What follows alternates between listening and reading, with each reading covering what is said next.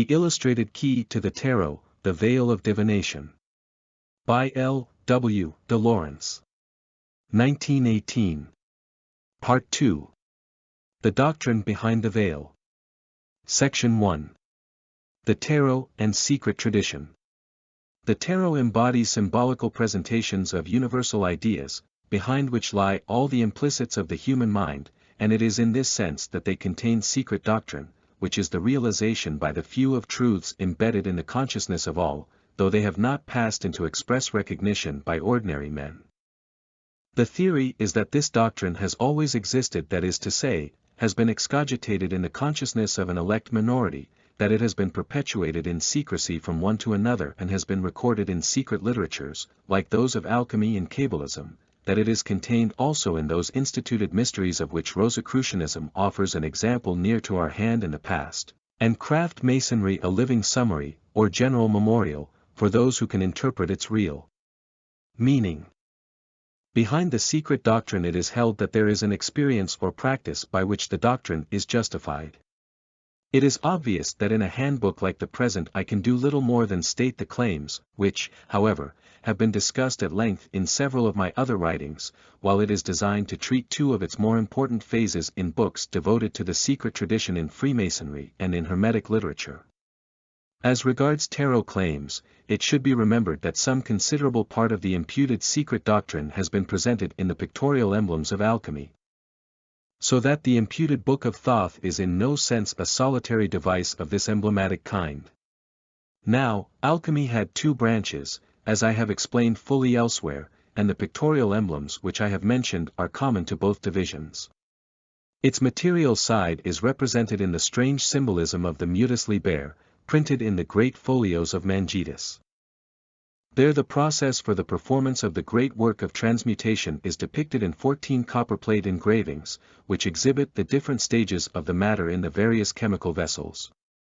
Above these vessels there are mythological, planetary, solar and lunar symbols, as if the powers and virtues which according to Hermetic teaching preside over the development and perfection of the metallic kingdom were intervening actively to assist the two operators who are toiling below. The operators, curiously enough, are male and female. The spiritual side of alchemy is set forth in the much stranger emblems of the Book of Lambspring, and of this I have already given a preliminary interpretation, to which the reader may be referred. 2. The tract contains the mystery of what is called the mystical or archnatural elixir, being the marriage of the soul and the spirit in the body of the adept philosopher and the transmutation of the body as the physical result of this marriage. I have never met with more curious intimations than in this one little work.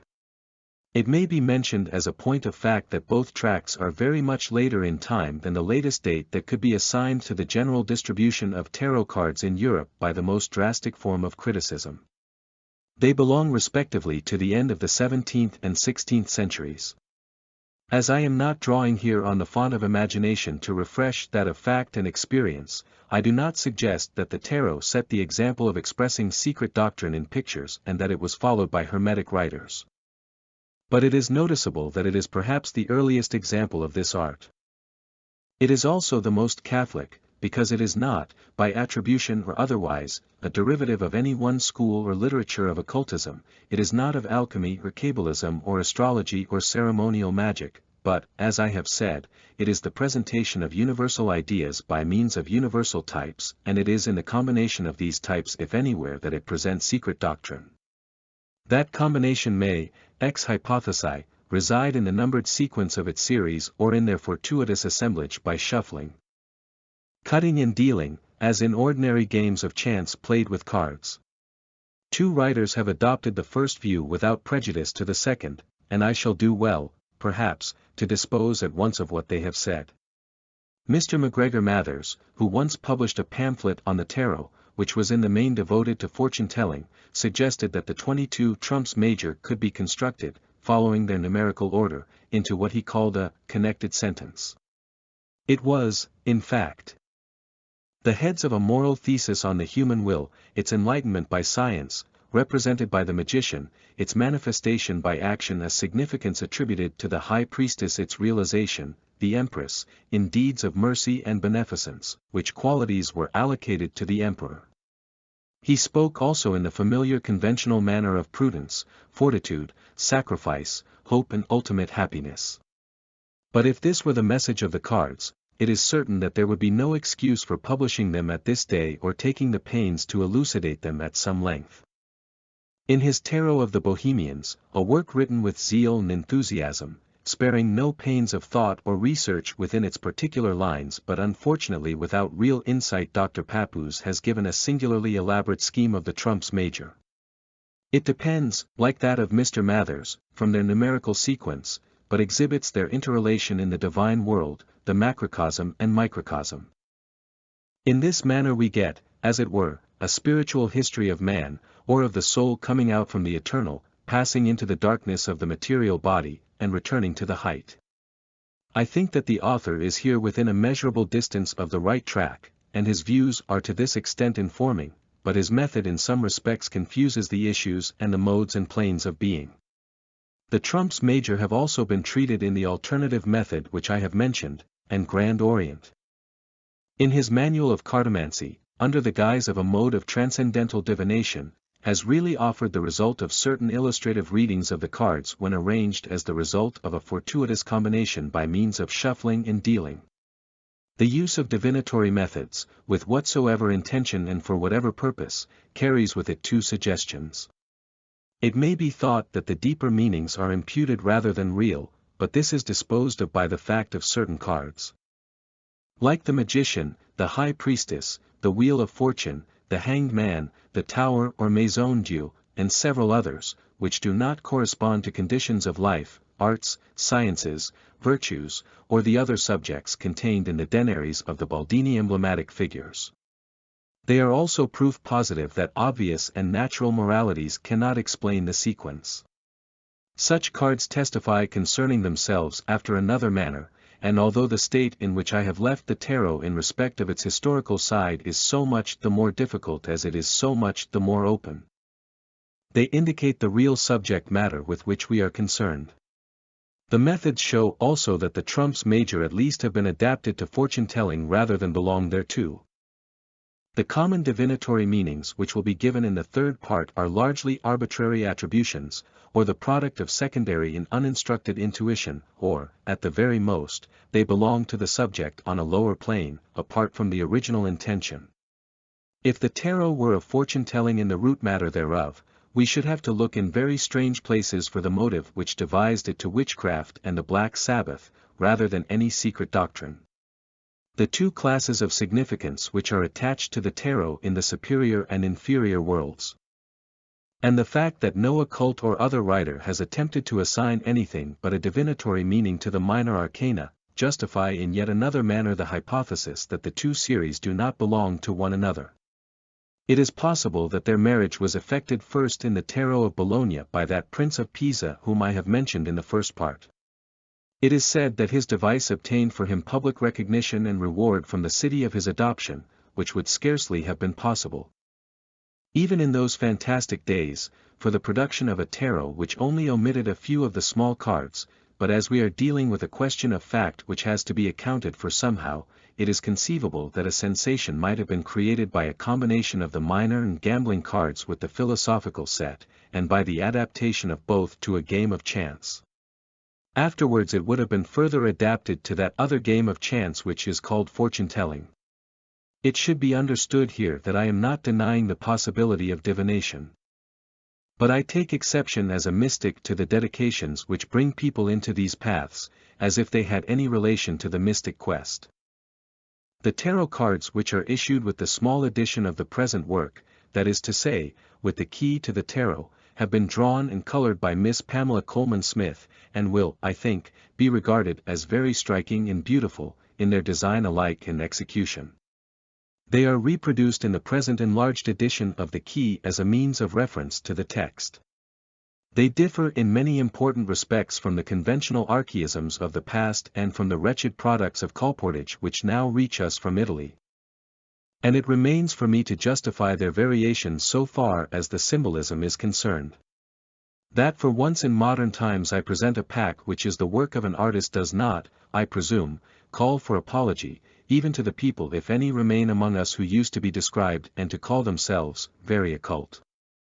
If any one will look at the gorgeous tarot valet or knave who is emblazoned on one of the page plates of Chatto's Facts and Speculations concerning the history of playing cards, he will know that Italy in the old days produced some splendid packs. I could only wish that it had been possible to issue the restored and rectified cards in the same style and size. Such a course would have done fuller justice to the designs, but the result would have proved unmanageable for those practical purposes which are connected with cards, and for which allowance must be made, whatever my views thereon. For the variations in the symbolism by which the designs have been effected, I alone am responsible. In respect of the major arcana, they are sure to occasion criticism among students. Actual and imputed. I wish therefore to say, within the reserves of courtesy and la haute convenance belonging to the fellowship of research, that I care nothing utterly for any view that may find expression. There is a secret tradition concerning the tarot, as well as a secret doctrine contained therein. I have followed some part of it without exceeding the limits which are drawn about matters of this kind and belong to the laws of honor. This tradition has two parts, and as one of them has passed into writing it seems to follow that it may be betrayed at any moment, which will not signify, because the second, as I have intimated, has not so passed at present and is held by very few indeed. The purveyors of spurious copy and the traffickers in stolen goods may take note of this point, if they please. I ask, moreover, to be distinguished from 2 or 3 writers in recent times who have thought fit to hint that they could say a good deal more if they liked, for we do not speak the same language, but, also from any one who, now or hereafter, may say that she or he will tell all, because they have only the accidents and not the essentials necessary for such disclosure. If I have followed on my part the counsel of Robert Burns, by keeping something to myself which I scarcely tell to any, I have still said as much as I can. It is the truth after its own manner, and as much as may be expected or required in those outer circles where the qualifications of special research cannot be expected. In regard to the minor arcana, they are the first in modern but not in all times to be accompanied by pictures, in addition to what is called the pips, that is to say, the devices belonging to the numbers of the various suits. These pictures respond to the divinatory meanings, which have been drawn from many sources. To sum up, therefore, the present division of this key is devoted to the trumps major. It elucidates their symbols in respect of the higher intention and with reference to the designs in the pack. The third division will give the divinatory significance in respect of the 78 tarot cards, and with particular reference to the designs of the minor arcana. It will give, in fine, some modes of use for those who require them, and in the sense of the reason which I have already explained in the preface. That which hereinafter follows should be taken, for the purposes of comparison, in connection with the general description of the old tarot trumps in the first part. There it will be seen that the 0 card of the Fool is allocated, as it always is, to the place which makes it equivalent to the number 21.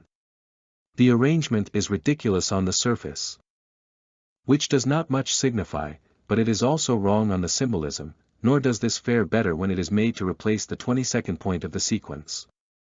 Attila recognized the difficulties of both attributions, but he only made bad worse by allocating the Fool to the place which is usually occupied by the Ace of Pentacles as the last of the whole tarot series.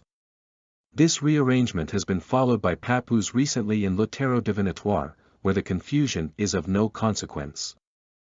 As the findings of fortune-telling depend upon fortuitous positions and not upon essential place in the general sequence of cards. I have seen yet another allocation of the 0 symbol, which no doubt obtains in certain cases, but it fails on the highest planes and for our present requirements it would be idle to carry the examination further. Section 2. The trumps major and their inner symbolism. 1. The Magician. A youthful figure in the robe of a magician, having the countenance of divine Apollo, with smile of confidence and shining eyes. Above his head is the mysterious sign of the Holy Spirit, the sign of life, like an endless cord, forming the figure 8 in a horizontal position infinity. About his waist is a serpent cincture, the serpent appearing to devour its own tail. This is familiar to most as a conventional symbol of eternity, but here it indicates more especially the eternity of attainment in the spirit. In the magician's right hand is a wand raised towards heaven, while the left hand is pointing to the earth. This dual sign is known in very high grades of the instituted mysteries. It shows the descent of grace, virtue and light, drawn from things above and derived to things below. The suggestion throughout is therefore the possession and communication of the powers and gifts of the Spirit. On the table in front of the magician are the symbols of the 4 tarot suits, signifying the elements of natural life, which lie like counters before the adept, and he adapts them as he wills. Beneath are roses and lilies, the flos campi in lilium convallium, changed into garden flowers, to show the culture of aspiration. This card signifies the divine motive in man, reflecting God, the will and the liberation of its union with that which is above. It is also the unity of individual being on all planes, and in a very high sense it is thought, in the fixation thereof. With further reference to what I have called the sign of life and its connection with the number 8. It may be remembered that Christian Gnosticism speaks of rebirth in Christ as a change unto the Ogdoad. The mystic number is termed Jerusalem above, the land flowing with milk and honey, the Holy Spirit and the land of the Lord. According to Martinism, 8 is the number of Christ. 2. The High Priestess. She has the lunar crescent at her feet, a horn diadem on her head, with a globe in the middle place, and a large solar cross on her breast. The scroll in her hands is inscribed with the word Torah, signifying the greater law, the secret law and the second sense of the word. It is partly covered by her mantle, to show that some things are implied and some spoken. She is seated between the white and black pillars J and B of the mystic temple, and the veil of the temple is behind her. It is embroidered with palms and pomegranates. The vestments are flowing and gauzy, and the mantle suggests light, a shimmering radiance. She has been called occult science on the threshold of the sanctuary of Isis, but she is really the secret church, the house which is of God, nature, and man. She represents also the second marriage of the prince who is no longer of this world. She is the spiritual bride and mother, the daughter of the stars and the higher Garden of Eden. She is, in fine, the queen of the borrowed light, but this is the light of all. She is the moon nourished by the milk of the supernal mother. In a manner, she is also the supernal mother herself, that is to say, she is the bright reflection. It is in this sense of reflection that her truest and highest name in Bolism is Shekinah, the cohabiting glory. According to Kabbalism, there is a Shekinah both above and below. In the superior world it is called Bina, the supernal understanding which reflects to the emanations that are beneath. In the lower world it is Ma'at, that world being. For this purpose, understood as a blessed kingdom, that with which it is made blessed, being the indwelling glory. Mystically speaking, the Shekinah is the spiritual bride of the just man, and when he reads the law she gives the divine meaning. There are some respects in which this card is the highest and holiest of the greater arcana. 3. The Empress. A stately figure, seated, having rich vestments and royal aspect, as of a daughter of heaven and earth. Her diadem is of 12 stars, gathered in a cluster. The symbol of Venus is on the shield which rests near her. A field of corn is ripening in front of her, and beyond there is a fall of water. The scepter which she bears is surmounted by the globe of this world. She is the inferior Garden of Eden, the earthly paradise, all that is symbolized by the visible house of man. She is not Regina Coeli, but she is still Refugium Peccatorum, the fruitful mother of thousands. There are also certain aspects in which she has been correctly described as desire and the wings thereof, as the woman clothed with the sun, as Gloria Mundi in the veil of the Sanctum Sanctorum, but she is not, I may add, the soul that has attained wings, unless all the symbolism is counted up another and unusual way. She is above all things universal fecundity and the outer sense of the word. This is obvious, because there is no direct message which has been given to man like that which is borne by woman. But she does not herself carry its interpretation. In another order of ideas, the card of the Empress signifies the door or gate by which an entrance is obtained into this life, as into the Garden of Venus, and then the way which leads out therefrom, into that which is beyond, is the secret known to the High Priestess, it is communicated by her to the elect. Most old attributions of this card are completely wrong on the symbolism as, for example, its identification with the word, divine nature, the triad, and so forth. 4. The Emperor. He has a form of the crux ansata for his scepter and a globe in his left hand. He is crowned monarch commanding, stately, seated on a throne, the arms of which are fronted by ram's heads. He is executive and realization, the power of this world, here clothed with the highest of its natural attributes. He is occasionally represented as seated on a cubic stone, which, however, confuses some of the issues. He is the virile power, to which the Empress responds. And in this sense is he who seeks to remove the veil of Isis, yet she remains Virgo intacta. It should be understood that this card and that of the Empress do not precisely represent the condition of married life, though this state is implied. On the surface, as I have indicated, they stand for mundane royalty, uplifted on the seats of the mighty, but above this there is the suggestion of another presence.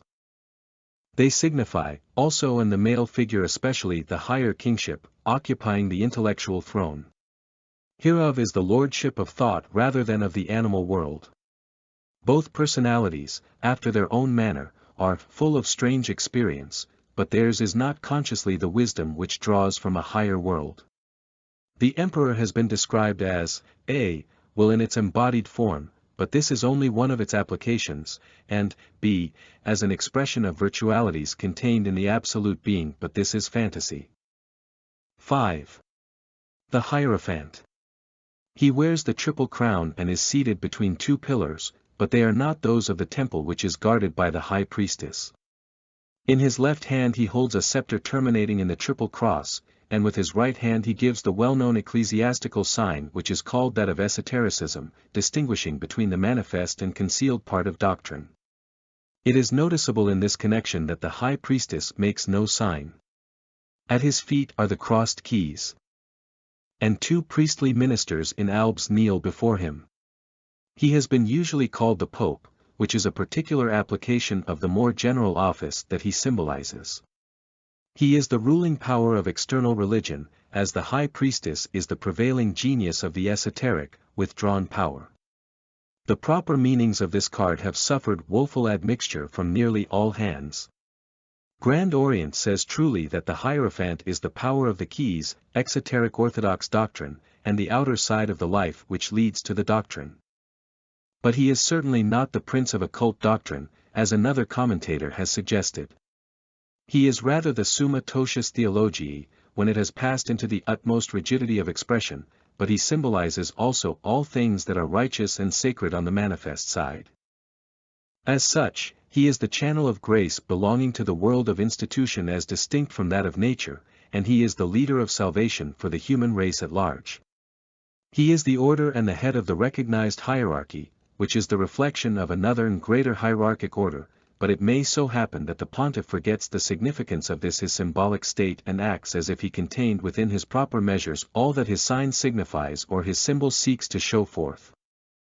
He is not, as it has been thought, philosophy except on the theological side, he is not inspiration, and he is not religion, although he is a mode of its expression. 6. The Lovers. The sun shines in the zenith, and beneath is a great winged figure with arms extended, pouring down influences. In the foreground are two human figures, male and female, unveiled before each other, as if Adam and Eve when they first occupied the paradise of the earthly body. Behind the man is the tree of life, bearing 12 fruits, and the tree of the knowledge of good and evil is behind the woman, the serpent is twining round it. The figures suggest youth, virginity, innocence and love before it is contaminated by gross material desire. This is in all simplicity the card of human love, here exhibited as part of the way, the truth and the life. It replaces, by recourse to first principles, the old card of marriage, which I have described previously, and the later follies which depicted man between vice and virtue. In a very high sense, the card is a mystery of the covenant and Sabbath. The suggestion in respect of the woman is that she signifies that attraction towards the sensitive life which carries within it the idea of the fall of man, but she is rather the working of a secret law of providence than a willing and conscious temptress. It is through her imputed lapse that man shall arise ultimately, and only by her can he complete himself. The card is therefore in its way another intimation concerning the great mystery of womanhood. The old meanings fall to pieces of necessity with the old pictures, but even as interpretations of the latter, some of them were of the order of commonplace and others were false in symbolism. 7. The chariot. An erect and princely figure carrying a drawn sword and corresponding, broadly speaking, to the traditional description which I have given in the first part. On the shoulders of the victorious hero are supposed to be the Urim and Thummim. He has led captivity captive, he is conquest on all planes in the mind, in science, in progress, in certain trials of initiation. He has thus replied to the Sphinx, and it is on this account that I have accepted the variation of Eliphaz Levi, 2 sphinxes thus draw his chariot. He is above all things triumph in the mind. It is to be understood for this reason, a, that the question of the Sphinx is concerned with a mystery of nature and not of the world of grace, to which the charioteer could offer no answer. b. That the planes of his conquest are manifest or external and not within himself, c. That the liberation which he effects may leave himself in the bondage of the logical understanding, d. That the tests of initiation through which he has passed in triumph are to be understood physically or rationally and, e. That if he came to the pillars of that temple between which the high priestess is seated, he could not open the scroll called Torah, nor if she questioned him could he answer.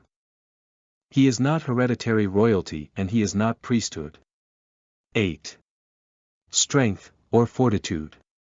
A woman, over whose head there broods the same symbol of life which we have seen in the card of the Hierophant, is closing the jaws of a lion.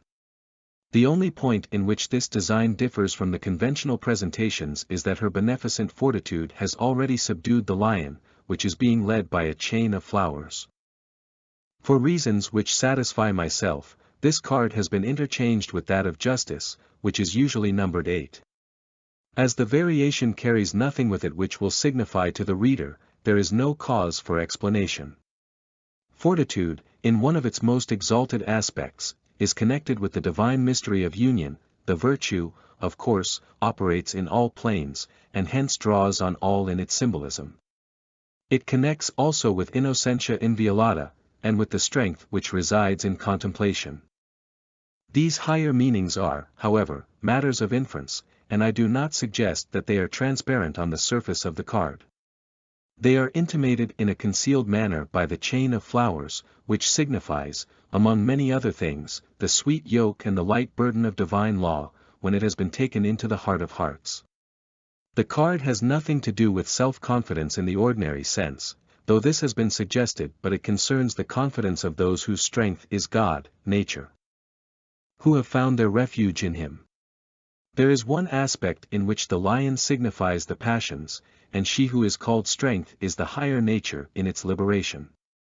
It has walked upon the asp and the basilisk and has trodden down the lion and the dragon. 9. The hermit. The variation from the conventional models in this card is only that the lamp is not enveloped partially in the mantle of its bearer, who blends the idea of the Ancient of Days with the light of the world.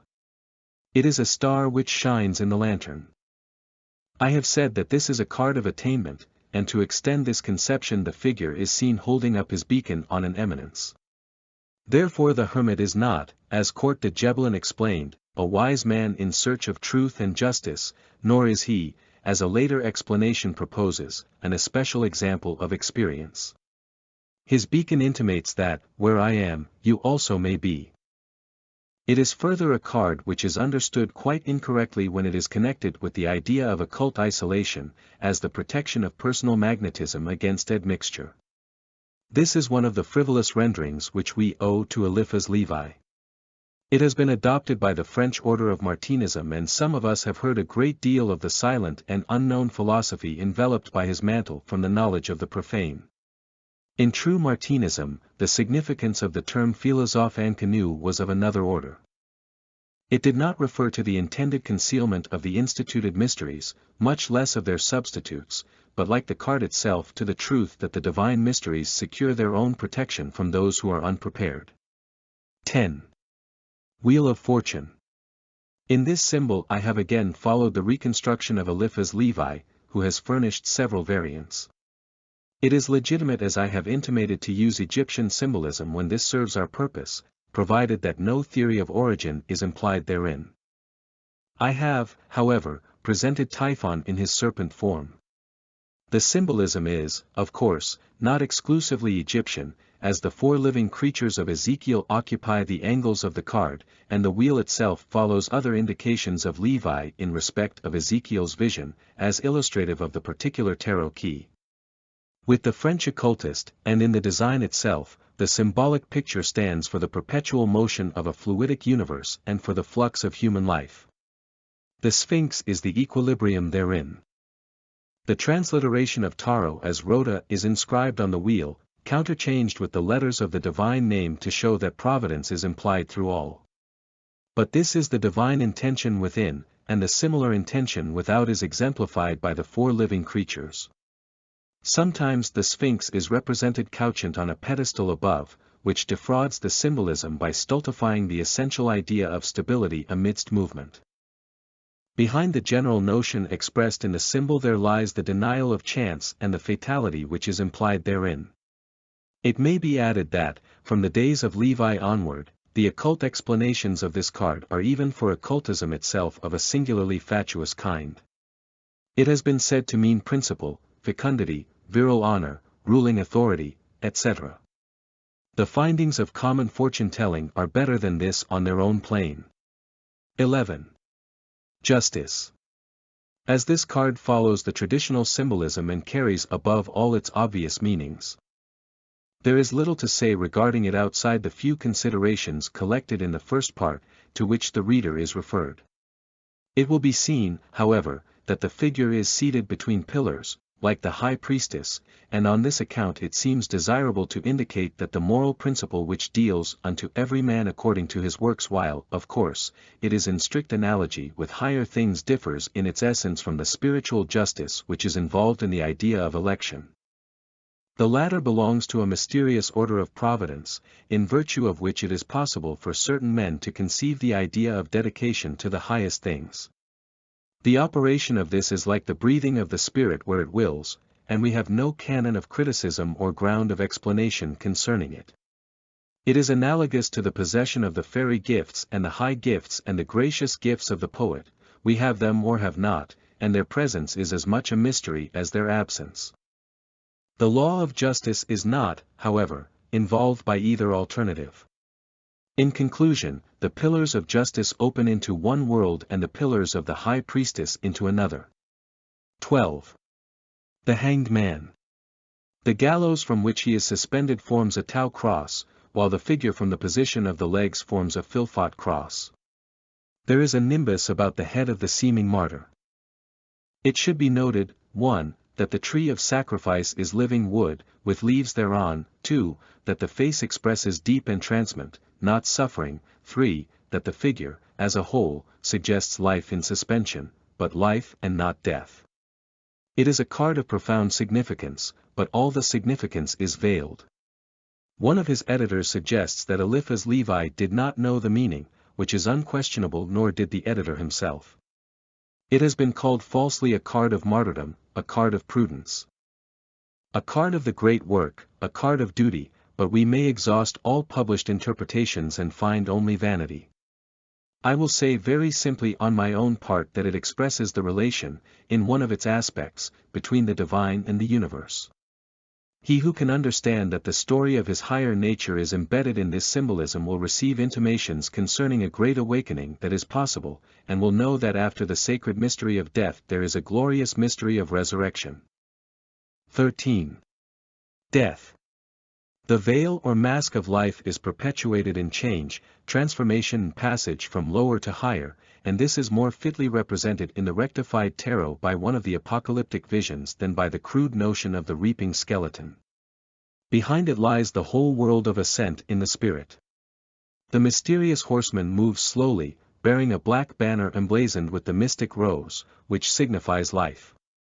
Between two pillars on the verge of the horizon there shines the sun of immortality.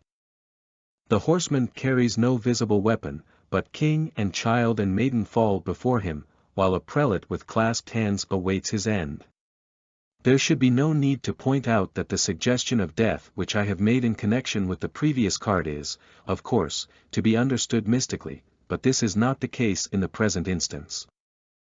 The natural transit of man to the next stage of his being either is or may be one form of his progress, but the exotic and almost unknown entrance, while still in this life, into the state of mystical death is a change in the form of consciousness and the passage into a state to which ordinary death is neither the path nor gate.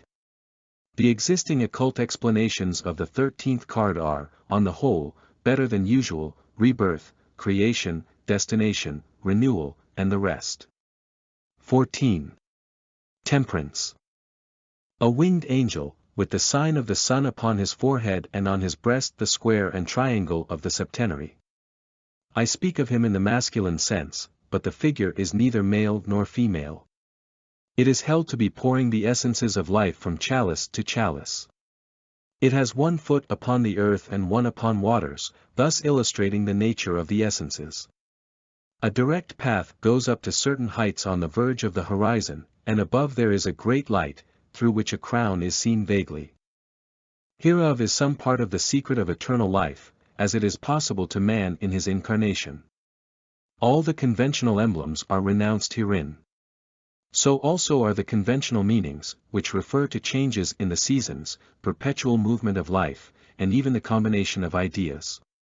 It is, moreover, untrue to say that the figure symbolizes the genius of the sun, though it is the analogy of solar light, realized in the third part of our human triplicity. It is called temperance, fantastically, because, when the rule of it obtains in our consciousness, it tempers, combines and harmonizes the psychic and material natures. Under that rule we know in our rational part something of whence we came and whither we are going. 15. The devil. The design is an accommodation, mean or harmony, between several motives mentioned in the first part. The horned goat of Mendes, with wings like those of a bat, is standing on an altar. At the pit of the stomach there is the sign of Mercury. The right hand is upraised and extended, being the reverse of that benediction which is given by the Hierophant in the 5th card. In the left hand there is a great flaming torch, inverted towards the earth. A reversed pentagram is on the forehead. There is a ring in front of the altar, from which 2 chains are carried to the necks of 2 figures, male and female. These are analogous with those of the 5th card, as if Adam and Eve after the fall. Hereof is the chain and fatality of the material life. The figures are tailed, to signify the animal nature, but there is human intelligence in the faces, and he who is exalted above them is not to be their master forever. Even now, he is also a bondsman, sustained by the evil that is in him and blind to the liberty of service. With more than his usual derision for the arts which he pretended to respect and interpret as a master therein, Eliphas Levi affirms that the Baphometic figure is occult science and magic. Another commentator says that in the divine world it signifies predestination, but there is no correspondence in that world with the things which below are of the brute. What it does signify is the dweller on the threshold without the mystical garden when those are driven forth therefrom who have eaten the forbidden fruit. 16. The Tower. Occult explanations attached to this card are meager and mostly disconcerting. It is idle to indicate that it depicts ruin in all its aspects, because it bears this evidence on the surface. It is said further that it contains the first allusion to a material building, but I do not conceive that the tower is more or less material than the pillars which we have met with in 3 previous cases. I see nothing to warrant Pappus in supposing that it is literally the fall of Adam, but there is more in favor of his alternative that it signifies the materialization of the spiritual word. The bibliographer Christian imagines that it is the downfall of the mind, seeking to penetrate the mystery of God, nature. I agree rather with Grand Orient that it is the ruin of the house of life, when evil has prevailed therein, and above all that it is the rending of a house of doctrine. I understand that the reference is, however, to a house of falsehood. It illustrates also in the most comprehensive way the old truth that, except the Lord build the house, they labor in vain that build it. There is a sense in which the catastrophe is a reflection from the previous card, but not on the side of the symbolism which I have tried to indicate therein. It is more correctly a question of analogy. One is concerned with the fall into the material and animal state, while the other signifies destruction on the intellectual side. The tower has been spoken of as the chastisement of pride and the intellect overwhelmed in the attempt to penetrate the mystery of God, nature, but in neither case do these explanations account for the two persons who are the living sufferers. The one is the literal word made void and the other its false interpretation. In yet a deeper sense, it may signify also the end of a dispensation, but there is no possibility here for the consideration of this involved question. 17. The star.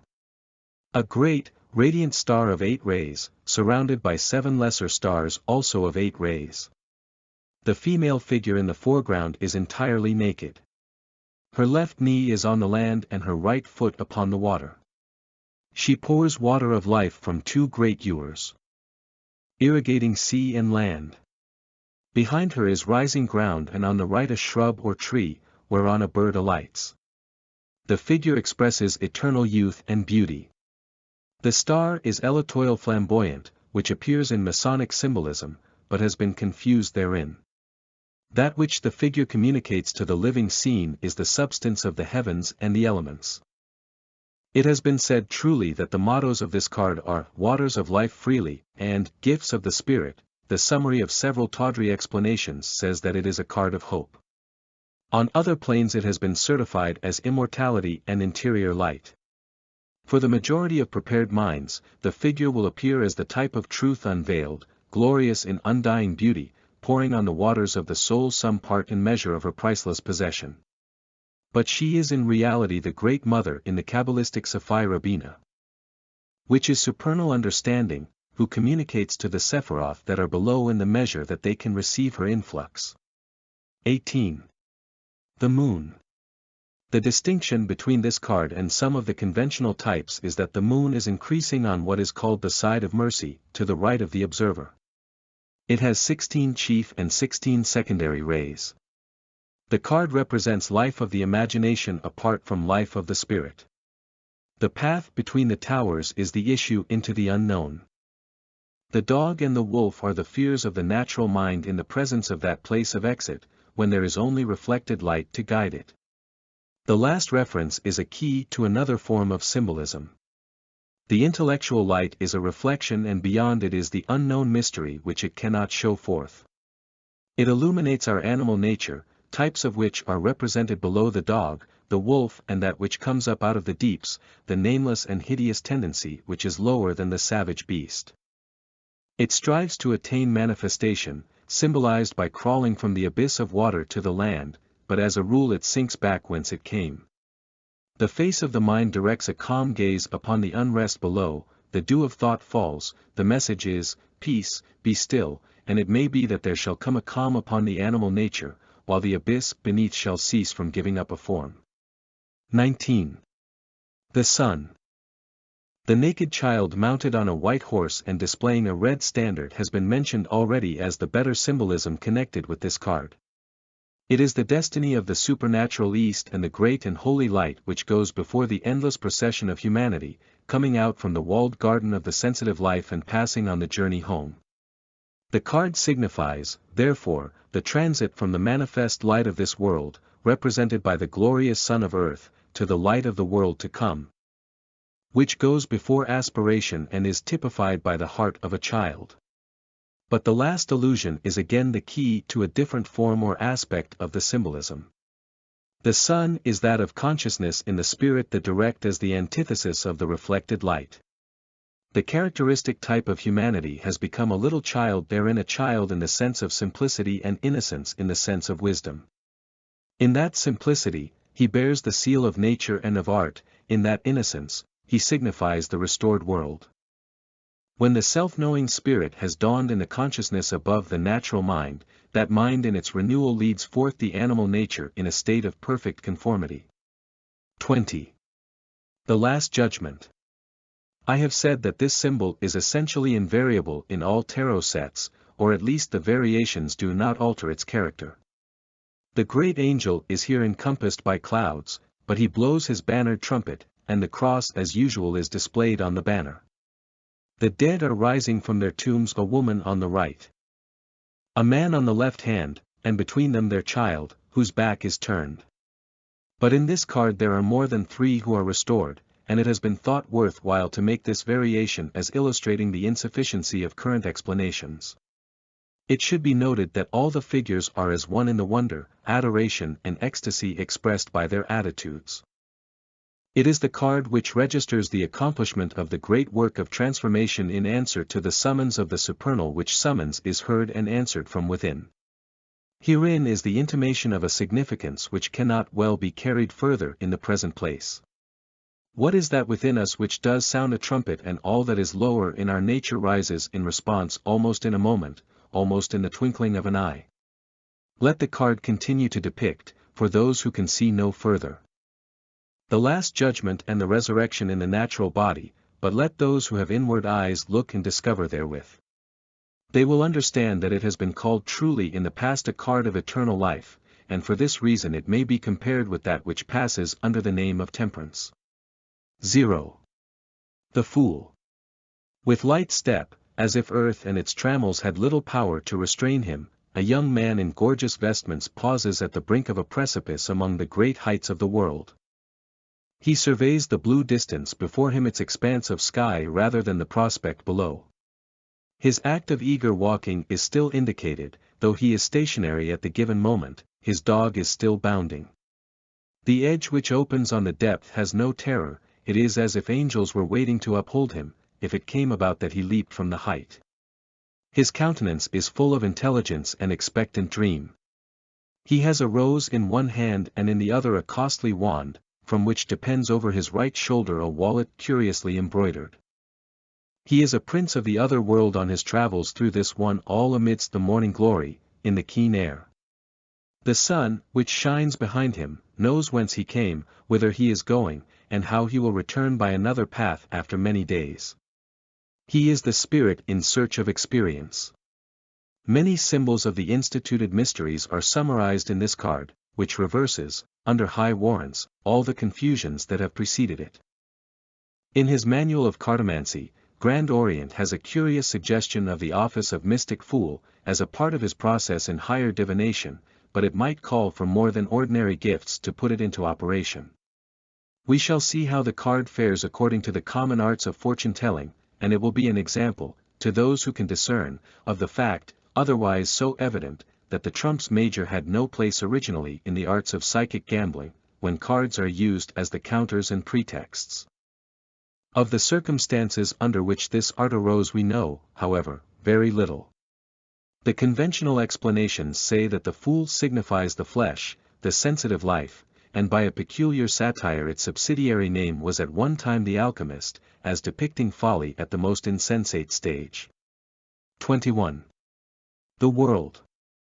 As this final message of the major trumps is unchanged and indeed unchangeable in respect of its design, it has been partly described already regarding its deeper sense. It represents also the perfection and end of the cosmos.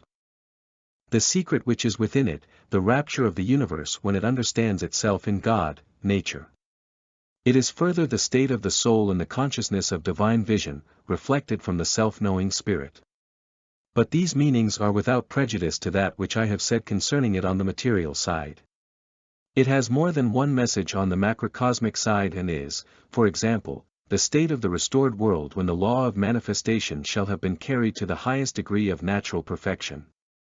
But it is perhaps more especially a story of the past, referring to that day when all was declared to be good, when the morning stars sang together and all the sons of God, nature, shouted for joy.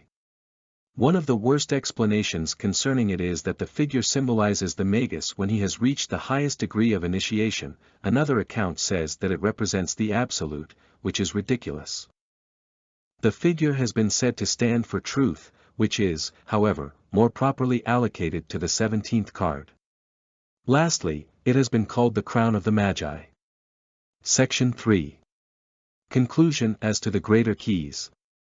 There has been no attempt in the previous tabulation to present the symbolism in what is called the three worlds, that of divinity, of the macrocosm and the microcosm. A large volume would be required for developments of this kind. I have taken the cards on the high plane of their more direct significance to man, who in material life is on the quest of eternal things. The compiler of the Manual of Cartomancy has treated them under three headings: the world of human prudence, which does not differ from divination on its more serious side, the world of conformity, being the life of religious devotion, and the world of attainment, which is that of the soul's progress towards the term of its research. He gives also a triple process of consultation, according to these divisions, to which the reader is referred.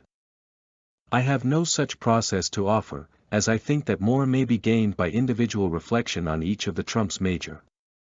I have also not adopted the prevailing attribution of the cards of the Hebrew alphabet, firstly, because it would serve no purpose in an elementary handbook, secondly, because nearly every attribution is wrong.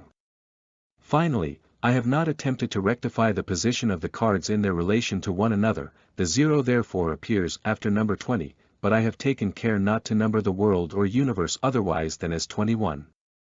Wherever it ought to be put, the 0 is an unnumbered card. In conclusion as to this part, I will give these further indications regarding the Fool, which is the most speaking of all the symbols. He signifies the journey outward, the state of the first emanation, the graces and passivity of the spirit. His wallet is inscribed with dim signs, to show that many subconscious memories are stored up in the soul. Thus concludes Part 2 of the illustrated key to the tarot, the veil of divination. Up next is Part 3, the outer method of the oracles. Also feel free to browse the other wonderful selections at Weird Audiobooks.